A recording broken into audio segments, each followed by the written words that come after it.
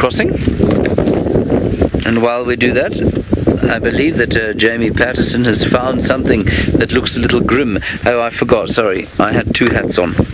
There, that's what I meant to talk to you like. Jamie has got something with a bloody-faced grin.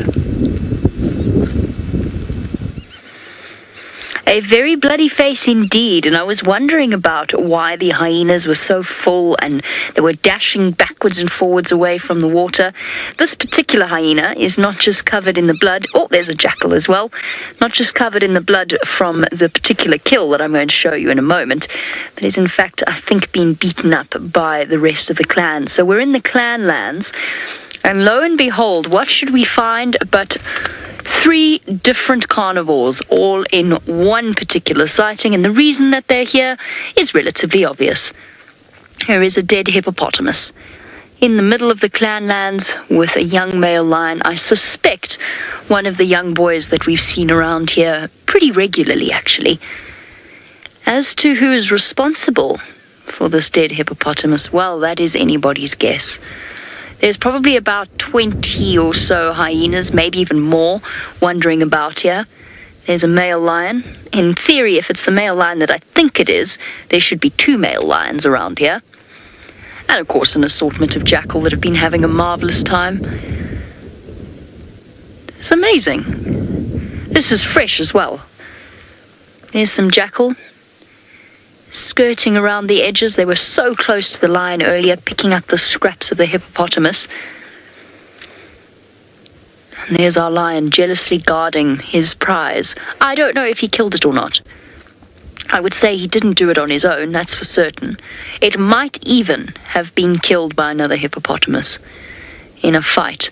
Unlikely, though, out of the water, unless it had a fight with another hippopotamus in the water over territory and succumbed to its injuries, wandering about here searching for food. I don't know.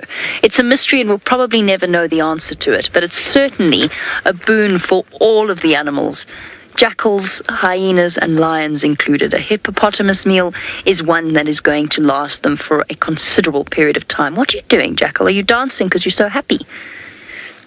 Yay, I've got a hippo! Or is something biting you? What was that all about? Oh!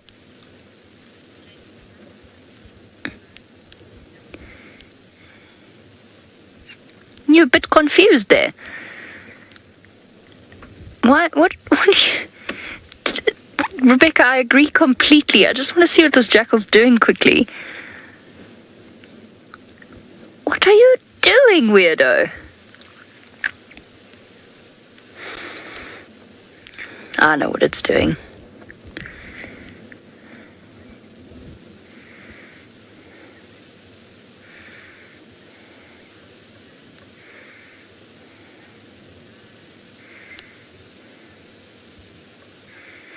Hello and welcome to those of you that have just joined us. We are live here with 3 of the most iconic carnivores, all gathered in a particular place for a very particular reason. And just a quick introduction as to where we are and what it is that we're looking at. We'll explain all of this in a moment, but it is the most amazing sighting. We've just stumbled upon it. My name is Jamie, and this morning Jandre is on camera with me, and we're live here at around about, I think it's about 8 o'clock in the morning in the Masai Mara here in Kenya. And because this is live, it means that you can send through any questions that you have to ask, and you can do that in the comment section below, and let us explain a little bit about the mystery that's unfolding here. So, we have a male lion feeding off a what to me looks relatively freshly killed hippopotamus.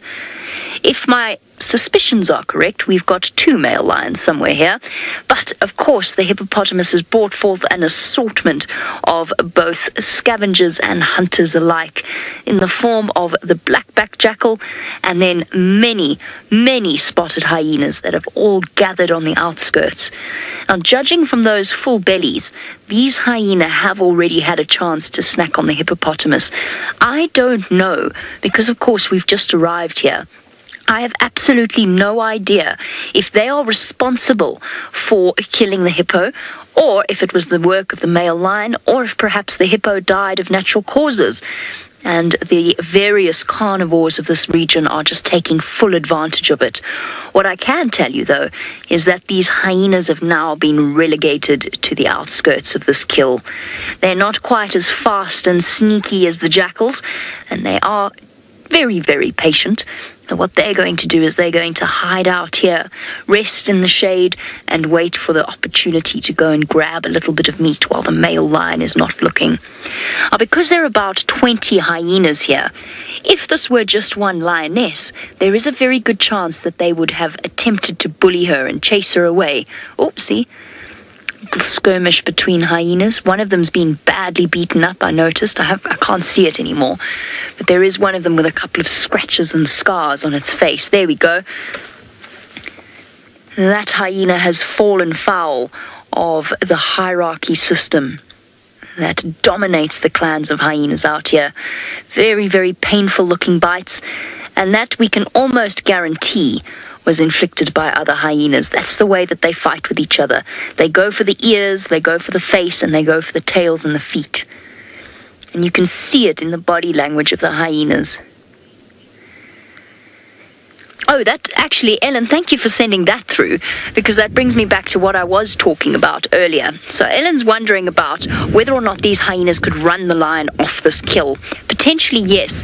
I don't think they want to risk injury, though. If this were a lioness, there are at least, I would say at least 20 hyenas dotted in the nearby vicinity around us. And some of them have moved off to go and have a little bit of a drink. If this were a lioness, they would have chased her off almost certainly.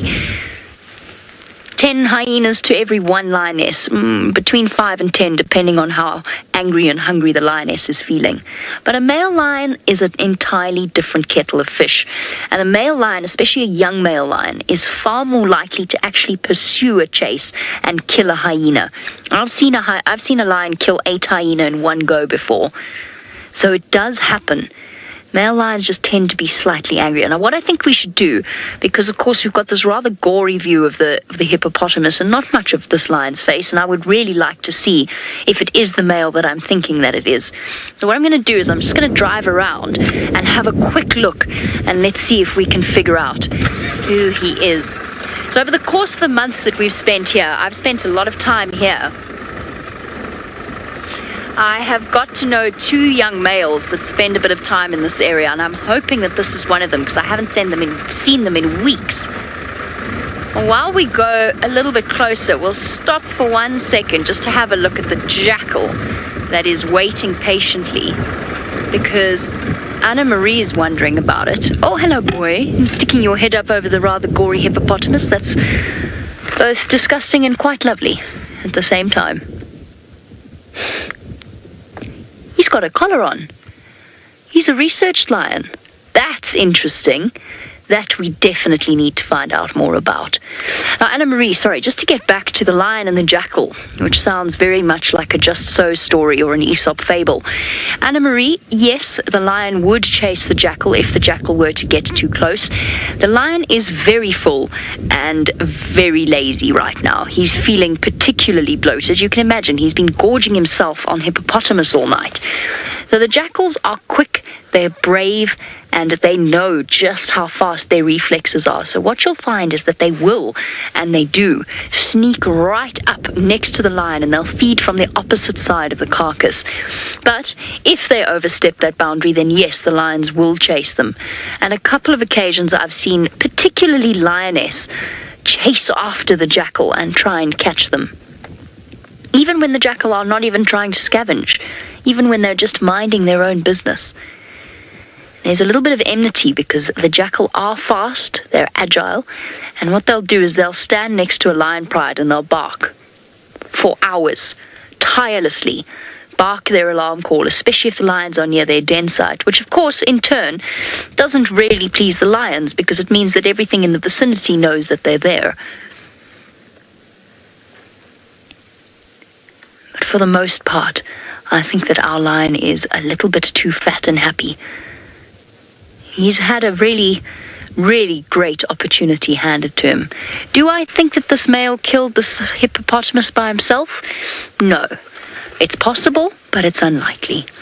Here we go, more hyenas. I told you they were hiding out absolutely everywhere. There's more hyenas gathered in the background. This is central territory for the North Clan hyenas.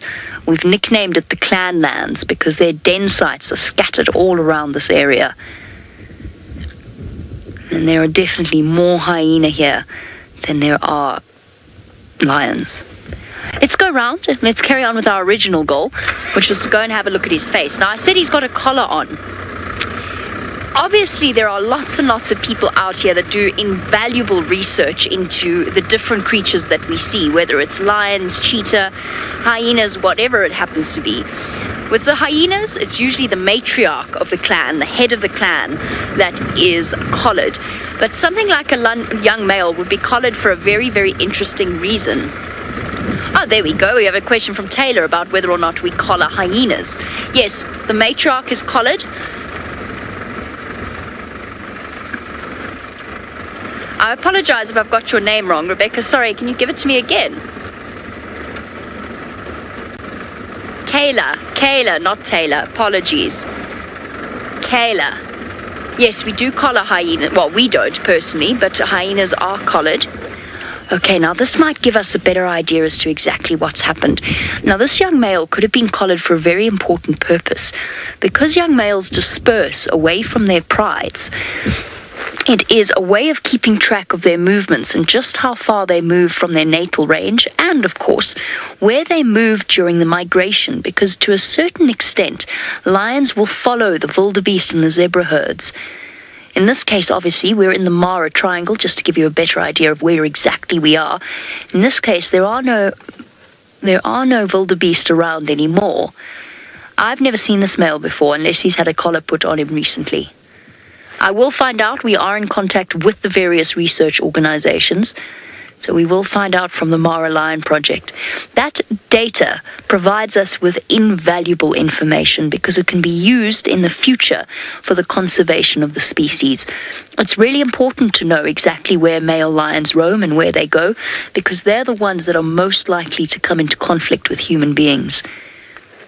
Pushed out of territories away from the larger males, they'll stray into places where other lions might not. Now, let us turn our attentions to the hippopotamus.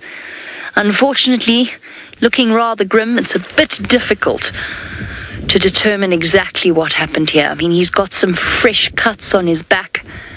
Could be from a lion's claws, but really, it's impossible to say. I can tell you that it's very fresh because Jandre and myself are not being overwhelmed by the scent of decomposing meat.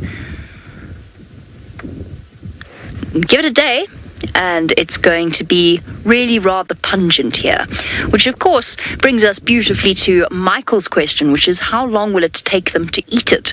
Depends how much this lion decides to defend his particular carcass. He could probably get through this in, I would say he could gorge himself here for another 2 days, 3 days, and then leave the scraps to the hyenas to finish up. But if he decides that he's actually not that keen on finishing the entire thing, then the hyenas will probably come in and finish it in about 2 days, give or take.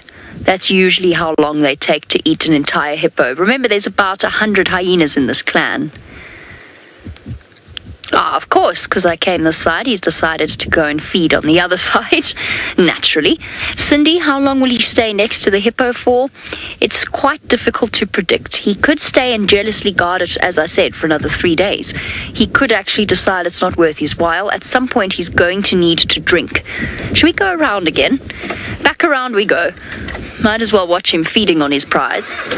At some point, he's going to have to go and drink, in which case the hyenas will move in. They'll take the opportunity, and then he'll come bounding back, tail thrashing and teeth bared, and he'll chase them away once again. As I said, for a hyena, it's possible, but it's not really worth risking a fight with him. What could happen, because it's such a big carcass, it really is, he can't actually control every corner of it. So what might happen, the fuller he gets, the more sort of fat and uncomfortable he gets, the more likely it'll be that we'll even find hyenas feeding right next to him. I'm just driving around this jackal. Justin, welcome and good morning. Justin, I don't know if he did kill the hippo. to be completely honest with you. Hello, Jackal. Just don't want to scare him. Here we go. Okay. Oh, Jackal's feeling brave. Sneaking up to the male lion. Justin, I don't know if he killed this hippo all on his own. I doubt it. Yes, 2 young males could probably bring down a hippopotamus. 3 young males would have even more success, and round about 4 or 5 male lions, yes, absolutely, they could tackle a hippo. But if this hippo was already injured, possibly in a fight with another hippopotamus over territory, remember we're coming into the dry season here. Oh, look at the bravery of this jackal. Oh, inching a little bit close, looking for any potential opportunities.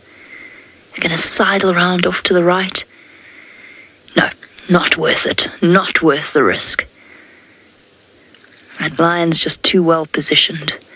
So I don't know if this lion did kill the hippo. It's possible that the hyenas killed the hippo and that the lion stole it. Male lions are one of the biggest scavengers out here. In fact, they're the biggest scavenger out here. And they are not above stealing food that they haven't caught and killed themselves. So really, we don't know. We don't know the answer to that. I can tell you that he's being plagued by biting flies. That's why he's snapping like that, in irritation. I wonder who you are, boy. Now I've spoken about this in terms of this happening overnight, but I haven't really explained my reasoning. Oh, hello, Jackal. Perhaps that side might work. Jennifer, the reason that the hippopotamus is in an open field when they live in water is that hippopotamus are herbivores and they eat grass. So although they live in water during the day to hide their sensitive skin from the sun, at night they come out and they can easily cover 5 to 10 miles in one night as they move out grazing. And it's very common to find them far from the river, and we're not that far away from the river. We're probably about 1.5 miles away from the Mara River itself. So although it looks sort of odd to see him here, this probably happened sometime last night when it was out trying to graze. We'll never know the answer to the mystery of exactly what killed this hippopotamus, but I can tell you that it is an absolute boon for the various predators out here. And for this young male especially. It's not easy being a young male lion. Yes, he's top dog, if you could use that expression. It's a very top cat, maybe, right now. He's the biggest scavenger out here. But he is a young male lion, and life is really tough for them. They've got to move away from the dominant male lions. If they happen to encounter a dominant male lion, there's a very good chance they could be chased and even killed. They're constantly on the move. They've been sort of uprooted from an area that they know, where they grew up with the rest of their pride. And in this case, this young chap is all on his own.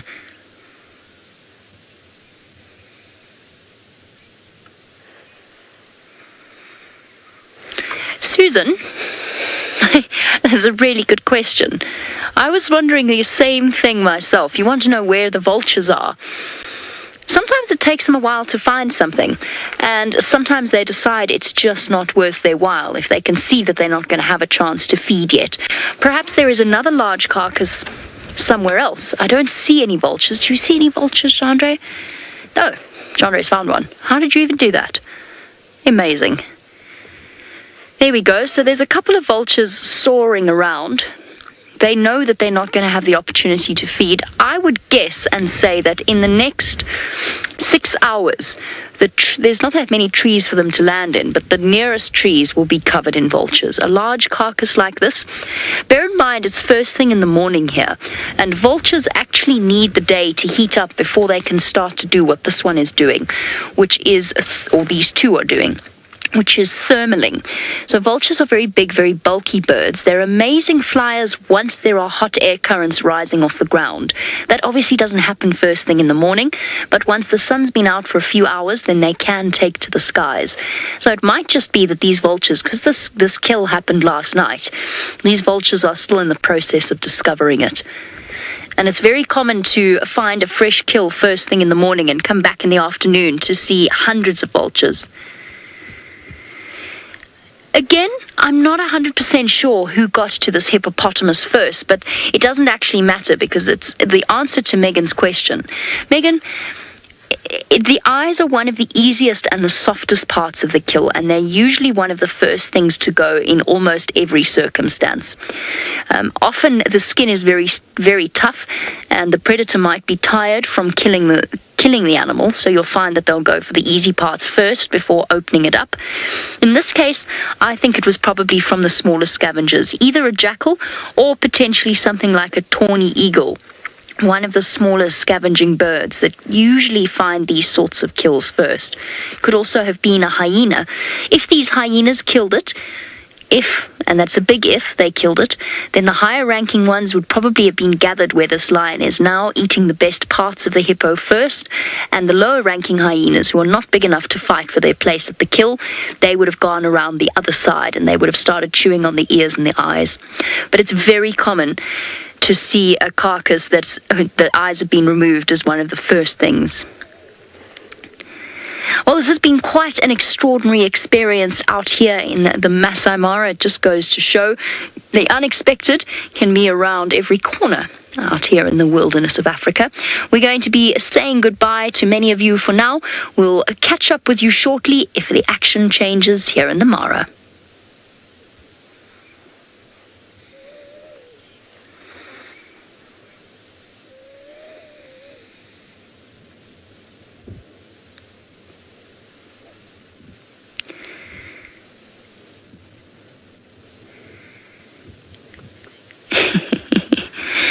Rebecca's making me chuckle. Right, so I'm assuming that I'm still live with the rest of you. I'm going to have to figure out a way of transitioning from Facebook Lives back to our internet show.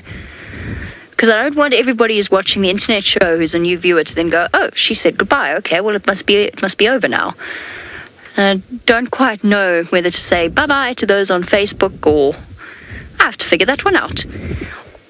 And so while I contemplate that mysteries and the mystery of the hippopotamus death, let us go back over to James, who I'm sure, if he were asked, would have all the answers. No, not one answer. No idea where Jamie is. No idea what hippopotamus died, how it died, who's eating it. So I'm afraid I have got absolutely no answers for you whatsoever. What we do have here, however, is a group of zebra that seems to be thinking about coming down towards the Mara River. And, well, they're being a little reticent about it on account of the fact that this is a gangland. There are muggers in this vicinity, and those muggers are currently surrounded by people who like to look at muggers. There they are. And just in the grass there, as they seem to have been for the last, 2 weeks or so, the Paradise Pride of lions is actually in the grass. Can you see them there still, Fergus? They are in there, I promise everybody. I can just see a tiny, tiny piece of tawny there, just below the second car. See the middle car there? Yeah, if you just zoom in full, there you go. They're just in there. Now, obviously, this is not the best lion sighting in the universe. It's not the best one we've ever had. It's not the best one you've had today. But we're just sitting here just in case these zebra don't decide to come down and have a drink, which they may or may not do at some stage during the course of the day. They do now, however, seem to be moving off towards perhaps another drinking spot.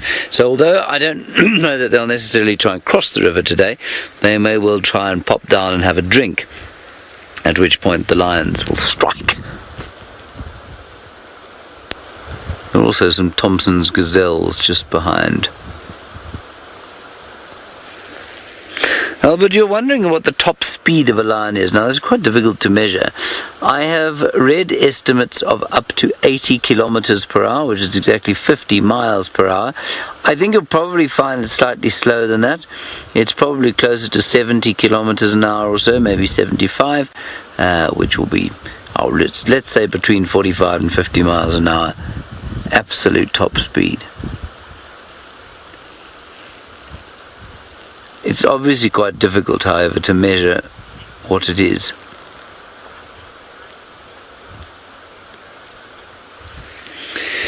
Alright, we're going to sit with these lions probably for another 5 minutes and see if the zebra don't turn this way. If they don't, we'll leave them alone and press on and see what else we can find. In the meantime, I believe that Steph has left his lions and he'd like to tell you where he's going now. Wasn't that an amazing sighting with a dead hippo and some male lions? It was exciting to listen to the updates coming out of the Mara then. I'm actually quite jealous that the show's going well today, I think, for everyone. We've left the lions, obviously, walked in the opposite direction after getting Rexon into the sighting. He's busy following them at the moment. They're heading down towards Djuma Dam, and hopefully this afternoon when I have a vehicle underneath me, we'd be able to find them again and I can show you what we found this morning, what's happening with that particular pride. We then moved out of that area and we started to look for some elephant. Those elephant are here somewhere. They're in the bush around us here. They're not close by, they're probably 200 or 300 yards away, but they're calling from here, then they're calling from there. I don't quite know what's going on. So we're sort of slowly making our way through this thicket. We don't want to make too much noise, and slowly seeing if we can catch up with some big grey bodies moving through here. But this is just, it's such a nice environment here as to that dry seasonness that we're in at the moment. We're standing in what would be a very thick bushy area during the summer months, made up of this peltiforum. This is the African wattle, a plant that's got a reputation for making some nice bedding. If you're sleeping out here, you'd make your bedding. You can see you cut and you harvest it and it lies nice and flat, and you can insulate yourself from the floor on it. So when you're making a wilderness campsite, this is what I'd use for some bedding as an insulator to stop you from getting cold against the ground. As to what else is over here, we've got a guari, the quintessential bush of the Sabi sands is this particular tree. We do find them in the Mara as well. They're different species. This is the magic guari, Euclea divinorum. It has the wavy leaf margin and no hair on the bottom of the leaf as the Natal guari would have. So you can see there's no orange fuzz on the bottom of this leaf. It is a bush that this time of the year we mark with attention, because this time of the year is very good for bushfires. Dry, hot, windy conditions, and bushfires rage through here. Now, last year we had no fires. This year so far we've had no fires. I can tell you that at some point we are going to have a fire here, and at that point you look for these bushes. You can shake them around vigorously and their leaves don't fall off. As you can see, they hold their leaves quite a lot, and you beat out fires. Now, do you beat out a wild bushfire that's raging towards you with this plant? Absolutely not.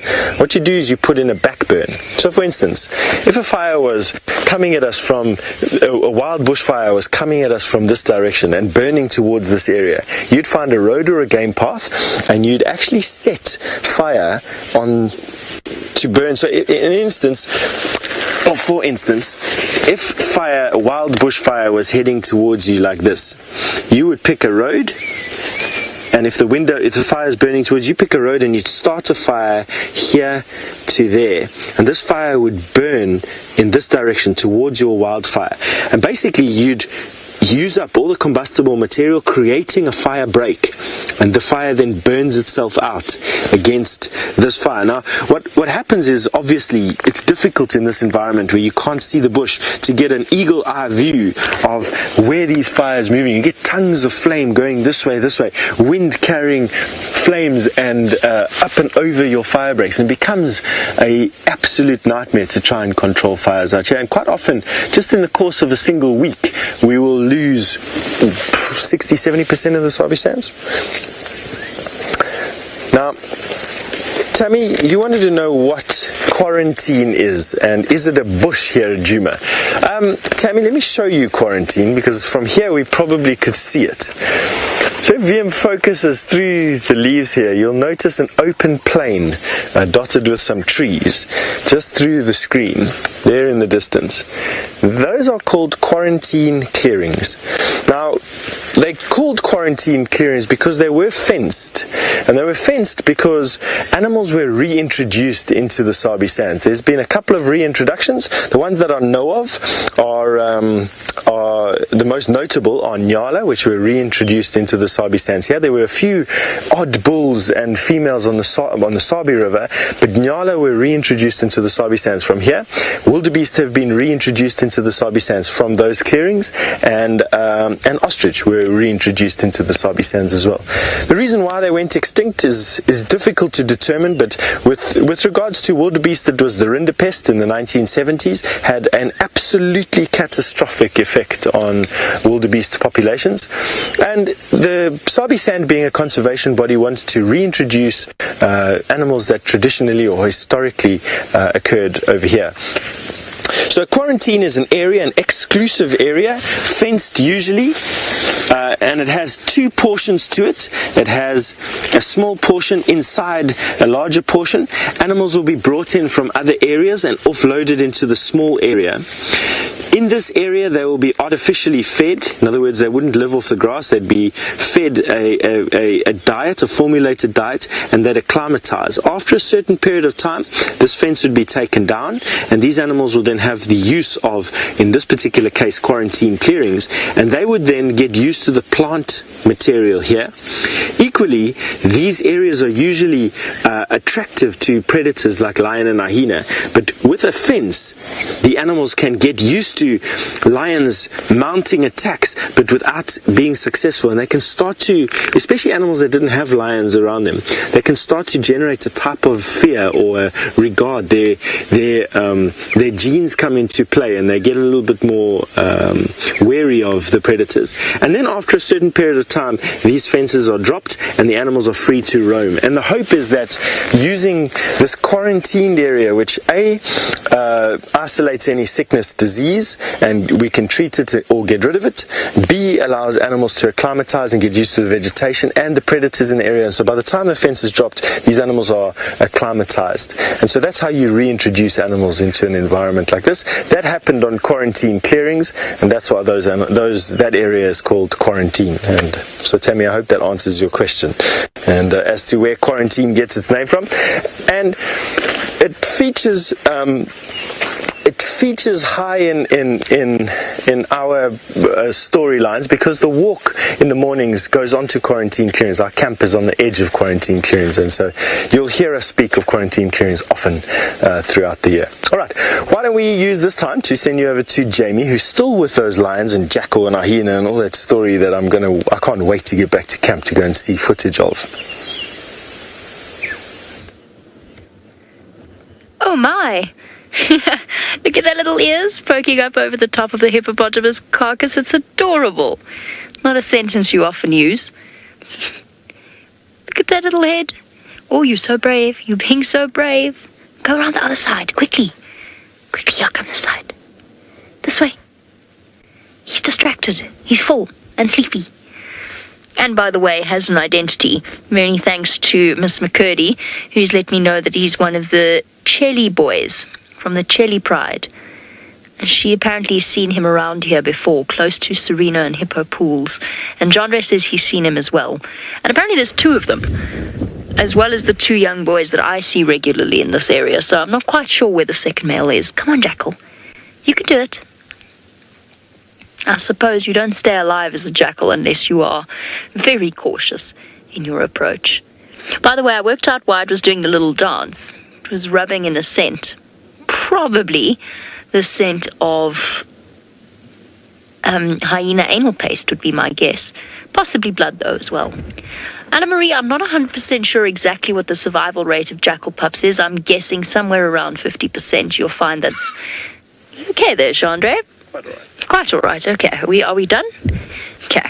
Poor Chandra coughing away in the back. I would guess somewhere around 50%, just from my experience of having watched them, but I don't know the exact average. It's hilarious. It's actually quite a full jackal. Should I go to the right? Should I go to the left? No, too scared. Oh, but there's all that food. There's all that food. Maybe if I sneak around this way. If I listen, maybe he's asleep. Is he asleep yet? Is he asleep yet? No. Okay, back. I'll go around this way. Surely there must be a scrap I can grab. The problem is, of course, that hippo, or all animals, it's not exactly like that meat is melt in your mouth. It's really very tough, and connective tissue is very, very tough as well. So he can't just grab a mouthful unless the lion's left a few scraps on the ground. He's actually got to grab and tug, and that is where the problem comes in. Yeah, maybe. Oh, but it smells so good. No, can't do it. Can't do it. Oh, but maybe I can. If I use my enormous ears, I'll definitely hear him move. Now I'm going to bark, because there's a lion there. Yes, we all know there's a lion there. Or was that sheer frustration? I guess I would feel the same if somebody put a plate of food down next to me and then put a guard in front of it. Just so that you know, I mean, that bark was barely a bark. It was a... quite a deep sound, actually, for a little creature. The wind is howling now, so we don't get the full glory of the sound effects. Yes, no, yes. My little jackal friend, nothing has changed. No, back around. And maybe I'll try this way. Masters of patience and the sly and silent approach.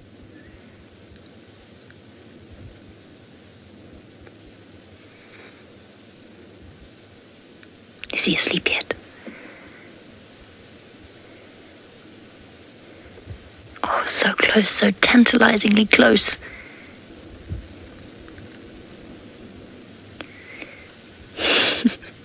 Every time the lion's head moves, the jackal moves with it. Oh, there's amazing opportunities for some very cool screenshots here. Come on. See, the lion hasn't been enough of an eater. If there were scraps of meat lying around, the jackal would have got them already. So now it's really got to pick a good spot. No, not worth it. Not worth the risk.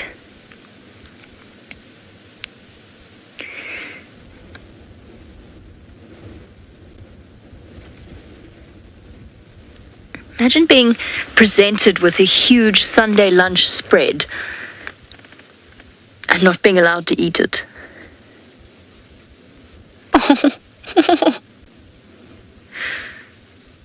Please, Mr. Lion. Oof. Tiny little barks. I can see it barking, but I can't even hear them. Oof. Siobhan, yes, jackals absolutely are canines. Oof. Oof. They are part of the canid family. They're true canines. And canines? Canids. And they are actually very closely related to things like wolves. And there's some really interesting genetic studies into the golden jackal, which you find a little bit further to the north of this area. You don't really see them in this particular part of Kenya. There's some very interesting genetic studies into the background of wolves, golden jackals, and how they're actually not as closely related to each other as black-backed jackal and side-striped jackal are. They're really, essentially they are our equivalent of a fox. We fill a very similar ecological niche. Obviously, they're slightly lower down the pecking order because we've got some really big predators out here, and lots of them. But they're tiny little canid, largely scavenge, fairly omnivorous. They'll eat berries and so on. Efficient little hunters in their own right, but mostly in this particular area, scavengers. Oh, the dance of the jackal. Where courage, hunger, and common sense collide, you get a little dance. A very round belly, but it's worth the risk for the reward. You can see how excited it is. It's salivating. Ooh.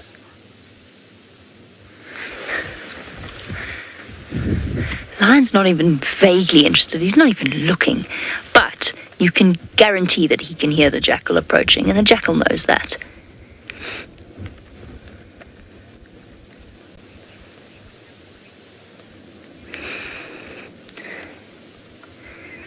Okay, so the dance of the jackal and the lion will continue here in the Masai Mara, but Steph has found a very own dancing bean of a completely different variety.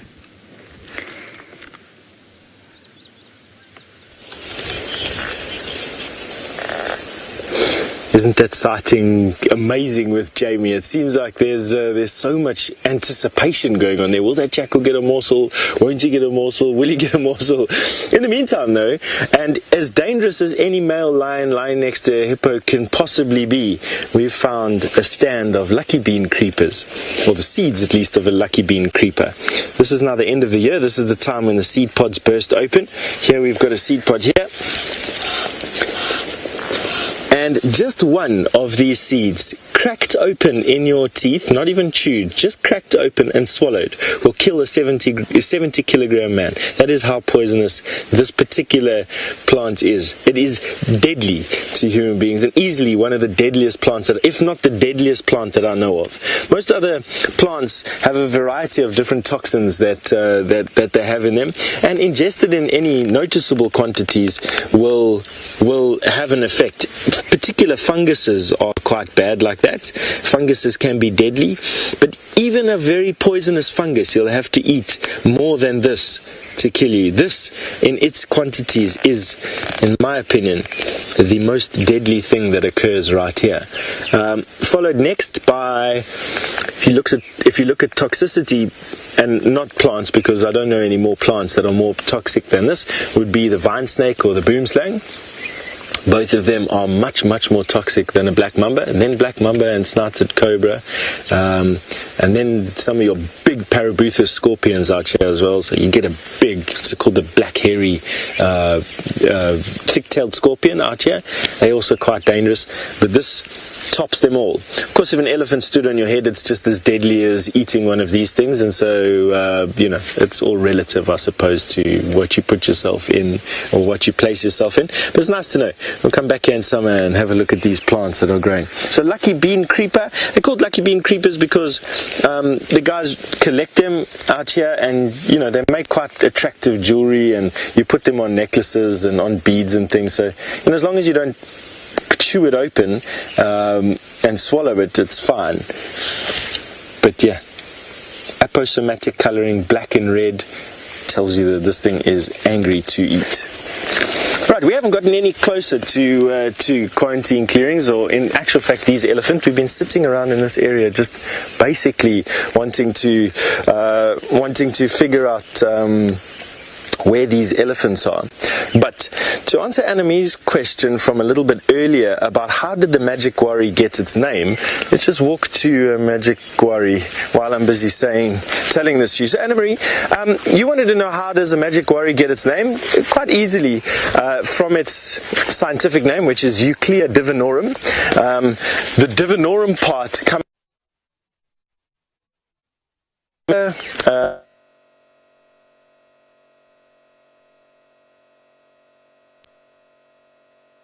for water. So you'd have a forked stick that you bend and you'd walk through the bush, and when the stick points down, there's water there, there's groundwater there. The stick that they used was the magic guarri stick. It was because of that the specific name was chosen, divinorum, and to divine something obviously is quite magical, and so the more common name was the magic guarri. So that's how the magic guarri got its name, Anamarie. I hope you like that. Here's some here. I have once used the divining rod before, and I was very skeptical of it. I still am, but, and I'm not even joking, we walked the whole property. We were walking transects, and over a specific part, when I walked, something pulled the stick down to face the ground. Against everything I was holding on the stick, against everything, all my power I was trying to exert on the stick, it would bend and point at the ground, and when I walked across that point, the stick would come up again, and it would, and for the rest of the place, it wouldn't. And when we drilled there at 110 meters, we hit a fountain of water that came spraying out of the top of this hole. So how it works, why it works, I have no idea. But there's a force there that exerted on that stick against my will, and where we drilled, one of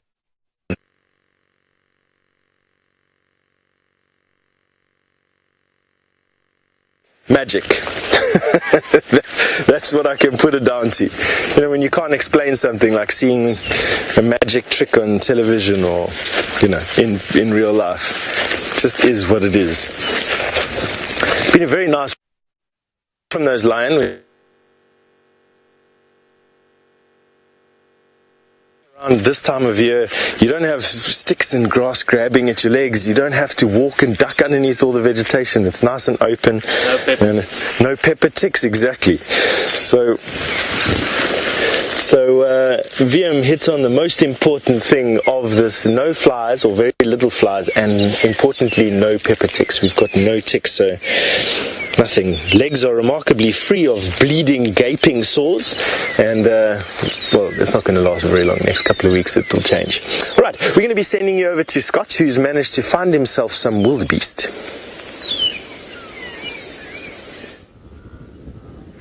We certainly have found many wildebeest, and a welcome sight. It's always good to see unexpected herds. We are quite far north into the Mara Reserve, about, I'd say, midway down from north to south. So these animals still have about 15 to 20 miles to go before they cross into Tanzania, which means we still have the joy of spending time with them, and so do the predators that lurk in this area. Speaking of which, the Musketeer Coalition was seen not too far from here yesterday afternoon. There was a rumor from somebody that they were found this morning, but now that we've got closer into this area, all the vehicles we've been chatting to haven't had any sign of them just yet. But that doesn't matter. It's still early in the day, and I'm hoping by this afternoon somebody would have tracked them down, and we'll be able to spend some time with them. Magical. I'm happy to hear that Steph is not getting attacked by pepper ticks. They are nasty, nasty critters, and the worst thing about them is that they usually attack in numbers. It's not just like getting one bigger tick. You usually get about 5, 10, 15, 20, sometimes 50 of them if you get a whole nest. So they're really nasty, and I am happy that he is not having to deal with them.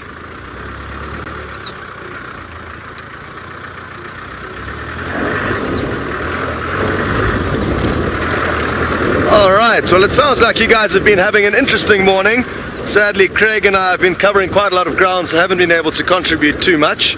But thankfully, you'll be going back to Jamie and that interesting sighting with the lion on the hippo carcass. A very interesting sighting, I would say, although things are quietening down. Our lion got up to feed some more, which of course put paid to any of the jackal's efforts. And of course, Jean raised a very good point in that from where the jackal was, from his perspective or her perspective, I didn't see if it was a boy or a girl, it couldn't see the lion. So that lion could have been poised to pounce, for all the jackal knew, ready to launch itself over the body of the hippo. There we go. Opportunity.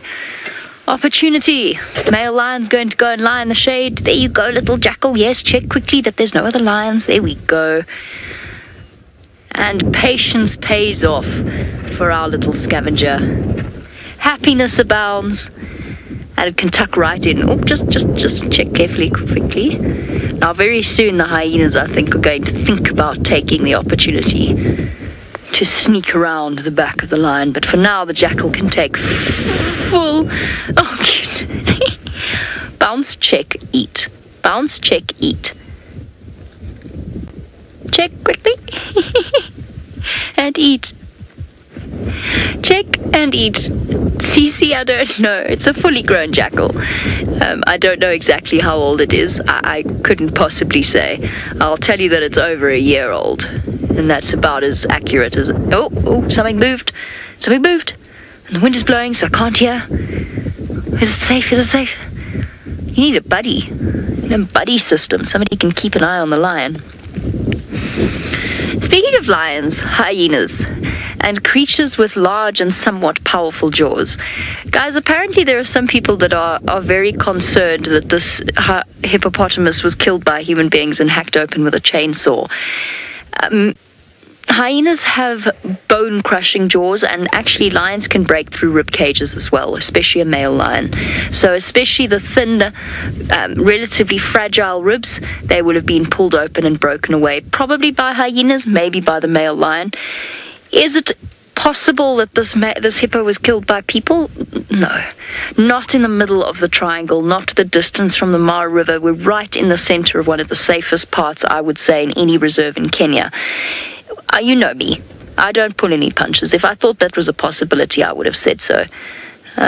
Yes, animals do get killed in Africa, and yes, it does happen. And yes, certainly, hippo are one of the main victims, because the Mara River extends out of the national reserves, out of the conservancies, and so do hippo. And yes, they do get hunted, especially because the meat is of exceptionally nutritional, well, has exceptional nutritional qualities to it. So yes, it does happen. Do I think this hippo was killed by a person and cut open? No, I do not. That was done purely by the animals out here. We might not know the exact cause of death. Chandra, is that jackal keeping you guessing? It's hilarious. Just watching Chandra trying to keep up with its head movements. Oh, goodness.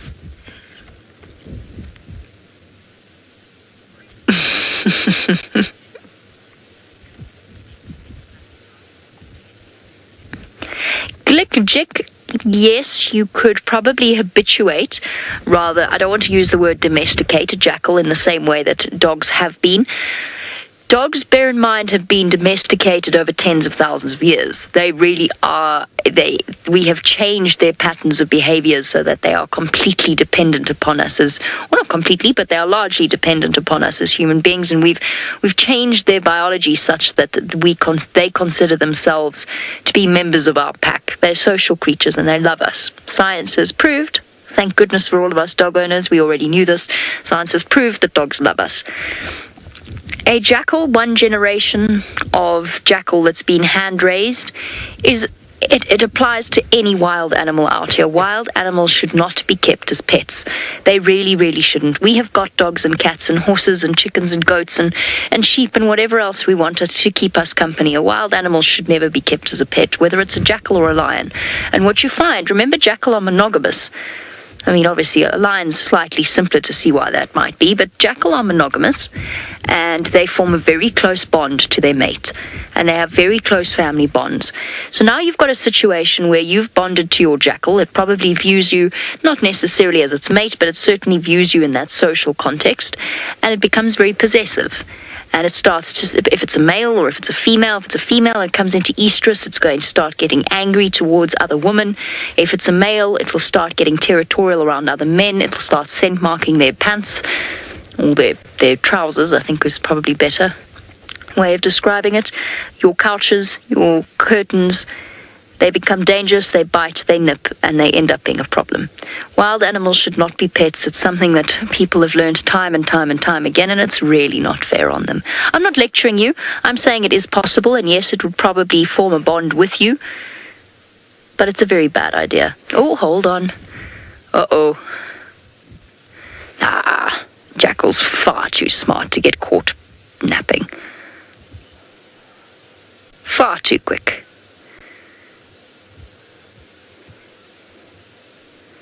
Problem, eh, boy?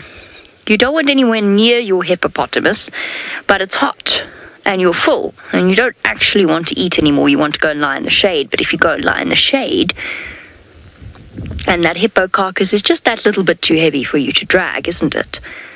So now what? You're going to have to brave the sun for a little bit longer. And the jackal knows it.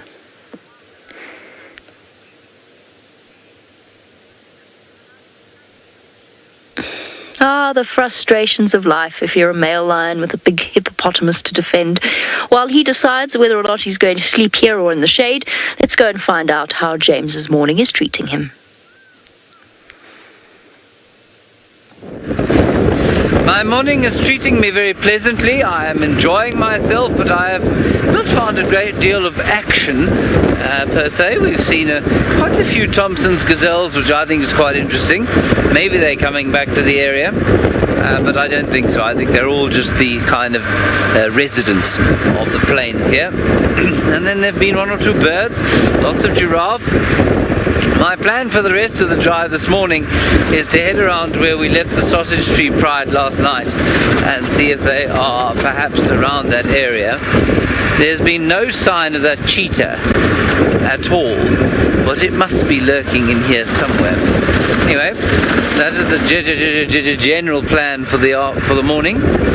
And then this afternoon I'm going to go heading across the river down towards the south, towards Sala's camp, and see what we can find in that region. Let's try and have a look at a bird. Stop, bird. Stop. Good. On that rock. Bird. Fergus. It is one of the chat species. Maybe a female sooty chat. Give me 1 second. Let me identify it quickly. It's quite nice doing these birds these days. We've had little time with the birds, as I keep saying to you. I will just quickly search. Chat. No, not a robin chat, silly. Sooty chat. Yes, I believe that to be the female sooty chat. So named because she looks like everybody together with Fergus. Sooty the bear. No, just Soot, I think. Yeah. Good, okay, let's carry on. Who is Sooty the bear, Fergus?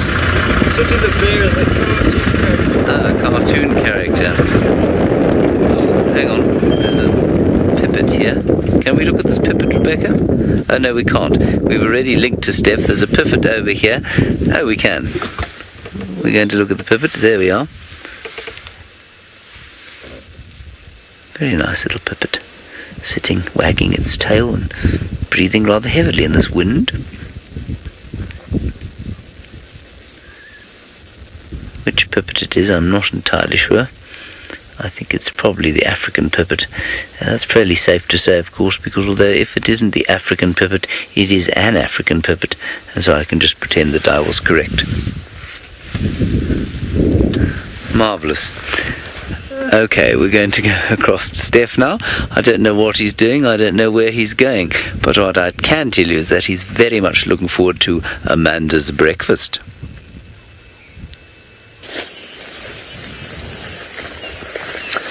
So going from one unknown bird to a known bird, but at least we know what they are. We've got a flock of white helmet shrikes that are hunting through this line of thick bush. So they've come down this bush that you can see on our right hand side, and basically going from thicket to thicket to thicket to glean out insects. And what's amazing about these birds is that, very similar to mongoose, they do a thing called cooperative breeding, where there's only one pair that breeds, the alpha male and alpha female, and all the other birds in the flock, just like all the other mongooses in the troop, will support that female's newborn babies, and as they become adults will then move off and start their own flocks with females or males from other families. So what I'm hoping to do is just chase them through this thicket. They've been in there for a couple of minutes, so that I can show you one of these birds. There's one sitting on a branch just low down, but we'll see if we can get them to go out. There we go, on the floor. Viem's now just going to get himself into a position where he can actually show you.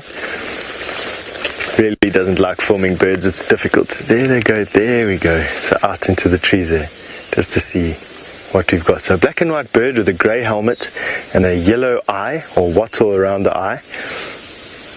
Beautiful bird, in actual fact, a lovely call, and that's their little family group going through the bushes there together, and they'll defend a territory against other birds, other families of the same species, and they will fight over territory where they then have enough food to feed not only themselves but also cooperatively help to look after this area, to settle it for themselves. So very similar to mongoose in that way, and just a lovely bird to show you. Another quite interesting thing about them is as they get to the breeding season and the alpha pair need to start to build a nest, they will all collect spider webs together, and they make their webs, cup-shaped woven webs out of spider web. Can you believe it? And then decorate it with bits and pieces of lichen and bushes and plants to camouflage it and to give it a bit of structure. Very clever little birds. I respect the fact that these birds have got a massive type of intelligence, or have evolved a type of intelligence that is, they got brains no bigger than a couple of grains of, a big salt cube, basically. Right, there's a series of pans here.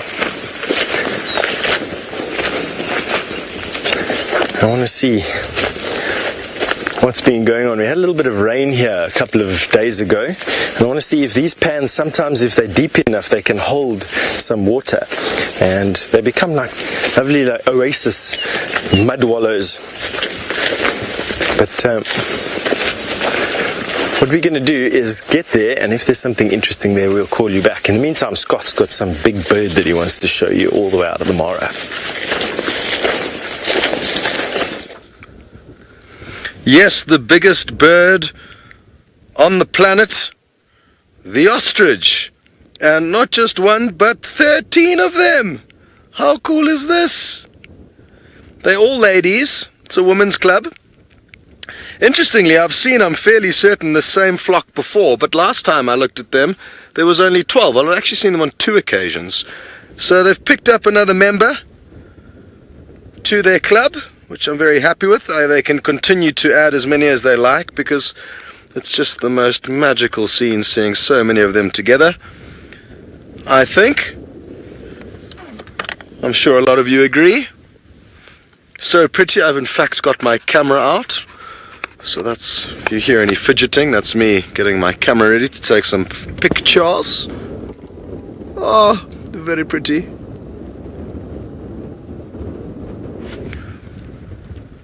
But I'll only take the pictures once I've sent you off back to another Safari Live guide, as I do not want to lose focus on my task at hand.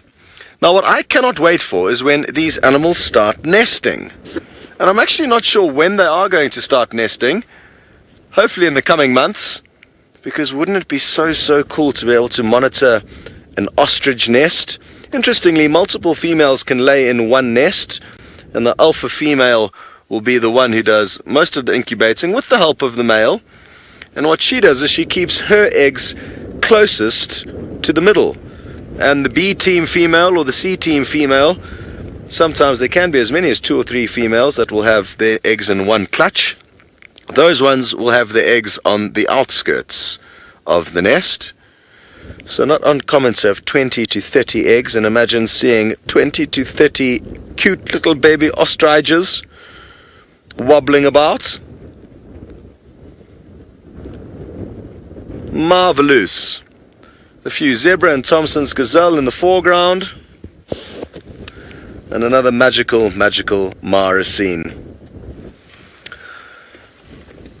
Hello to R. Lara Moore. You'd like to know if juvenile male and female ostriches look the same. And yes, I'm fairly certain they do. I'm not sure at what age they do begin to differentiate. So clearly I'm not an expert on ostriches, especially in this area. I don't know when they nest, and I'm not sure at what age the males will get their breeding plumage. But I will hazard a guess, and I would say at about 4 years of age is my guess as to when a male ostrich becomes black and white in coloration. As you saw, all of these ladies are grey. Marvelous. Now we're going to send you from some of the avian supermodels of the Masai Mara to some possibly less aesthetically pleasing. with Jamie. I have to say, in terms of aesthetically pleasing, this is not the worst vulture I've ever seen, but the scavengers are coming in. The male has gone off to lie in the shade, and everything is now taking the opportunity to come and feed off the kill. The male lion's seen the vultures. Here he comes. He's going to come back towards us. I'm just going to reposition quickly. He's still quite far away. Sorry, Jandre. So you can get the run up. Here he comes. Oh, boy. There he goes. He's not having any of this. Now what to do? The only shade is about 50 yards away. Now what? The vultures have arrived. More and more of them are going to start descending soon, because once one vulture arrives, the rest follow very quickly onwards. Oh, and he's hot, and he's full, and he really just doesn't need this in his life. But he doesn't have an option. He's either going to have to share, or he's going to have to stand guard in the sun. And it's not cold this morning. The sun is blazing down. What to do? Brave it for a little longer. Siberia, funnily enough, it's sort of a conversation that we were just having a moment ago, that the hippo looked so enormous until the lion stood up, and then the hippo didn't look as large as it did a moment ago. So Siberia's wondering if this was a female hippo. Ooh, it's hard to tell. Can we zoom in between the back legs there, Jandre? Oh, it's so hard to tell. I can't see with the glare on the monitor. Yeah. Actually, it's hard for me to tell, but I think it might have been. I'll have to go back and actually have a double check of that footage on a larger screen. It's really difficult for me to see. It's not a big hippo. It could have been a young male or it could have been a female. I'm not 100% sure. And it's difficult to tell once they've been fed off, because of course those are the softest, or one of the softest parts of the hippopotamus. They tend to be the parts that are, I don't want to use the word mangled, that sounds terrible, but they are the parts that are chewed on first. Oh, goodness. Hyenas are closing ranks as well, the scavengers ganging up on the male from every side. What to do? Much like the jackal, I think they're going to keep their distance unless he decides to move.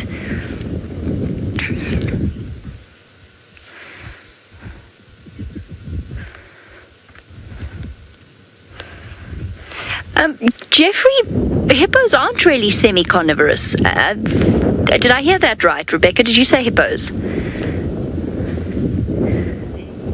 So hippos aren't Hippos aren't semi-carnivorous. They will occasionally munch on rotten meat. It's kind of a way of supplementing their protein intake. So while they will chew on rotting meat, in fact, all of the herbivores out here will do that. Warthogs will scavenge from rotten meat. Oh, sorry, boy. Everybody wants a piece of your meal. There's plenty to go around, though.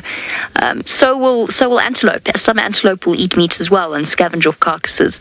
It's just a way of supplementing their diets. But hippos will not ever go off in search of their own prey. They will not kill animals to eat them. They will kill animals because they've invaded their personal space, which is why you will have seen footage of those circumstances where hippos have got involved in a crocodile kill and they've attacked the poor hapless zebra or an impala or whatever it happens to be. You'll find that there's lots of film out there, lots of footage out there of sightings where a hippopotamus have attacked other animals, and it's because they're in their space. It's not because they want to eat it. Get lost, which is, I think, exactly what the lion is thinking about the hyenas. Get lost. Yes, it is true that hippos kill more people than lions do in a year. they are far more dangerous than lions. We actually, funnily enough, had this discussion earlier on in the sunrise safari. The fact that it's a bit of an unfair statistic, because hippos live near water and human beings build and live near water, and therefore they're more likely to come into conflict with a hippopotamus. It's also bigger and easily underestimated because it looks slow and cumbersome, and they're not. Whereas a lion, people tend to give them an amount of, personal space. They're growly and scary and have sharp teeth. But a hippopotamus is, in fact, far scarier. Well, whilst we could debate the matter of how many people lions and hippopotamus kill per year, there is one animal out here that definitely isn't responsible for any human deaths.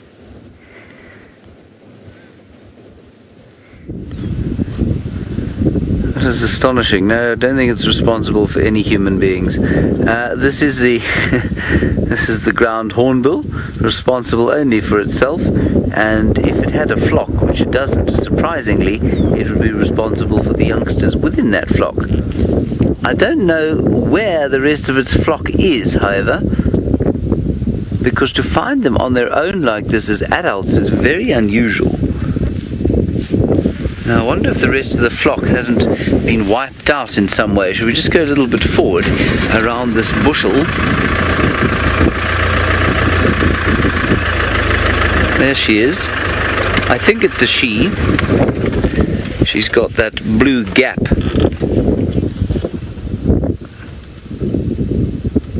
And what she's doing now is looking for insects, probably beetles and beetle larvae, that are buried underneath the elephant dung that she's opening up.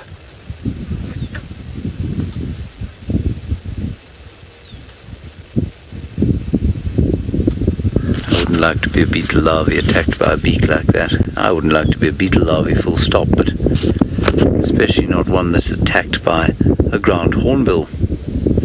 And the dexterity with which that beak is able to pick up tiny little things out of the dung amazes me. The fact that it's able to discern so quickly and then pick up the beetles and beetle larvae, I just think is remarkable.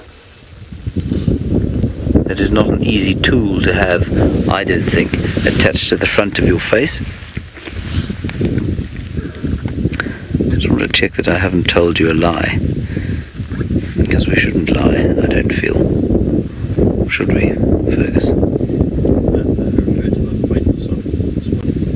What did you say this morning? Ah. Yes, it is a female. Now, there's a question from Woman. Hello, Woman. You want to know if this bird can fly. It can fly. It flies very well. There is only one bird in Africa, as far as I'm aware. Well, no, there are a few. There's only one bird other than penguins that cannot fly, and that is the ostrich that you saw with Scott earlier. In fact, all ostriches are unable to fly. Otherwise, you will find that African birds almost universally, I don't think there's any other flightless bird other than penguins, which of course swim, that cannot fly other than the ostrich. And the reason for that is, of course, that if you cannot fly and you're not very good at running, which most birds are, except for the ostrich, you're likely to get eaten by something. And you find that where birds have lost the ability to fly over the course of evolutionary time, it is in place normally on islands to which their ancestors have flown, but to which the ancestors of mammal predators have not been able to get. So, for example, New Zealand has a lot of flightless birds, and that is because it is an island, of course, and there were no mammals living there, or very few mammals. I think one or two rodents, perhaps. Were there any? I don't know. Anyway, very few, and none of them predators living on New Zealand when human beings arrived there. That's why they've got so many flightless birds. Mauritius and the dodo, classic example. Now, Omka, you're wondering how we can tell the difference between male and female. This is a female. If you look beneath her beak, and there you've got a little blue, navy blue patch above the red. That occurs on the female. That does not occur on the male. That patch on the male is pure red. So this is a lonely spinster. And I say lonely because they are social birds. They will not choose to live on their own like this. And she's an old bird. Well, she's an older bird. She's at least 9. They only look like that when they're about 9 years old. And so she has lost her flock.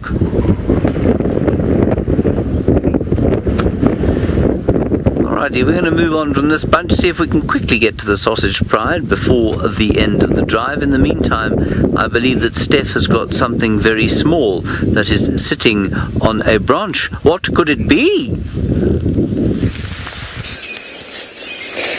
Come and have a look at this very interesting thing that we're seeing now that it's winter and the dry period. This is the growths from a gall midge. And what they do is the female will inject the branch with a growth hormone. The tree will react by exponentially growing a massive growth, like a cancerous growth. The midge's larvae will then eat the tissue and in the process create these little cocoons for themselves and then go through a metamorphosis and emerge as a fully grown gall midge, leaving behind this woody growth. Isn't that amazing that an enzyme or a chemical injected by an insect into a plant that can cause this massive accelerated growth, but in a manner which creates not only food but also the cocoon, the protective cocoon in which the midge will then emerge.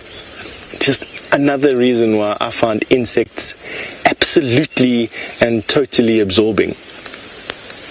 Really cool, eh? And this is on a silver cluster leaf. You see them quite often on a silver cluster leaf. Nice, eh? Right, now we're coming to that part of the day when we have to head back from wherever we find ourselves and looking up. We need to head, I think, in this direction about for a little bit, and so at least from myself and VM, we're coming to that part where we're saying goodbye from the bushwalk side. But that said, we are going to be out again this afternoon, driving around, and for the last couple of minutes of this particular show, why don't we send you over to Jamie, that is with those lion and that hippo carcass. See you just now.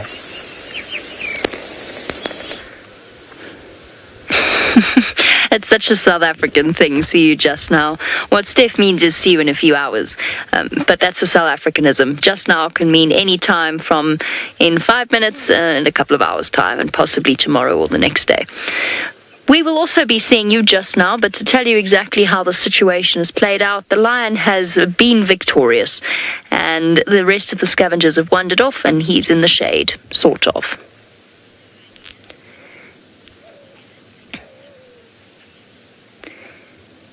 10 Zen, I think I've got that right. I apologize if I haven't. You want to know if the hyenas and the jackals would eat together if they got a chance?